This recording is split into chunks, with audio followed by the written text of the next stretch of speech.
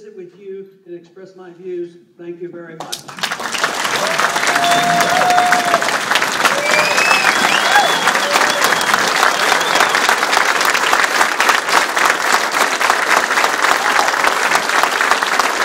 Ladies and gentlemen, we got to still got some questionnaires. We only have time for a couple questions. After those couple questions, Congressman Paul must leave, so we'll ask those questions. So the first question for you, Congressman, you're frequently an advocate for the Constitution. What are your thoughts of the Lysander-Spooner statement?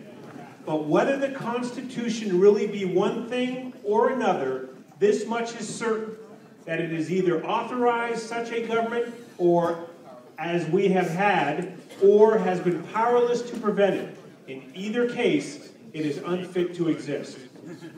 Well, I'll tell you what, I don't criticize Lysander. And his point is very well taken, and someday maybe we will return to that point. Because his claim was that if he himself didn't agree to the Constitution, why should somebody in the body agree to the Constitution and he'd be pushed under it? It is a good idea, but under today's circumstances, I have to work with the best what we have. Because who knows, I might have been an anti-federalist, you know, at the time the Constitution was being written. But fortunately, we ended up with a good Constitution, and our problem is more that we don't obey the good parts about it. But I think it's a very interesting philosophical issue, but I hope that someday we mature enough to have that argument. Thank you. This next question will be the last question. How bad does the U.S. dollar have to get for you to decide to run in 2020?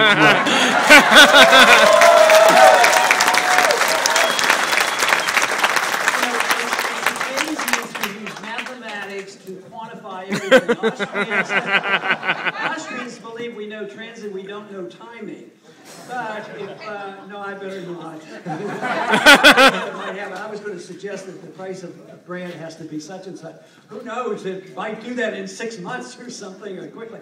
But no, I've said that that before in the last campaign, I talked a lot about the financial bubble that was coming in. We were in the middle of it. And after the campaign was over, people were more interested in the views of the free market. Right now, my biggest concern is not only the continuation of that process that has not unwound. I'm now deeply concerned because the consequence will be the destruction of the dollar. And I've said that if that becomes an issue that most people in the country will look at and realize and are concerned about, then it would be very hard for me to avoid the conversation. And I figured, you know, I've been trying to get an audience for 35 years. At the same time, you know, I think about people say, well, why don't you decide right now? Well, you know, there are a lot of variables, and you know, sometimes they say you have to have the fire in your belly. Well, I may have a spark, but I don't have a fire. You know, the whole thing is you understand what I'm talking about. You understand what I'm talking about. But just think of what would it be like to have a president. Presidents want to be powerful and they want to control things. If I were to be a president, I don't want to run your life. I don't want to run the economy. I don't want to police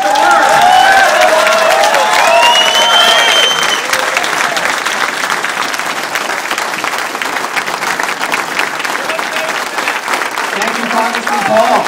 Run, run, run! Run, run, run!